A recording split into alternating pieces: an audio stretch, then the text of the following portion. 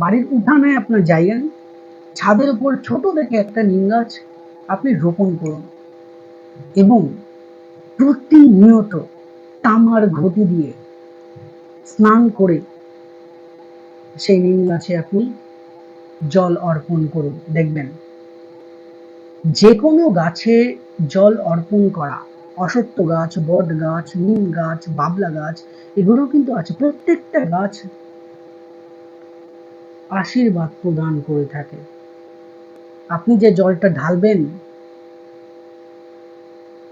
গাছ বেইমানি করবে না।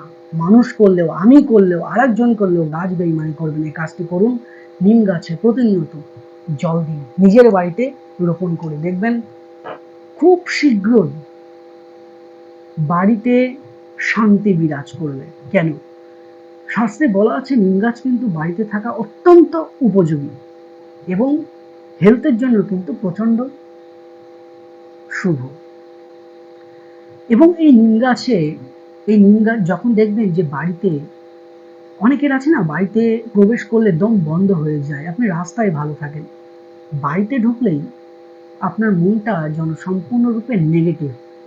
বাড়িতে ঢুকলে মনে হয় মারপিট, কারো নাক ফাটাই তো কারো কান ফাটাই, এরকম একটা জায়গা চলে আসে, কারো কথা সহ্য হয় না।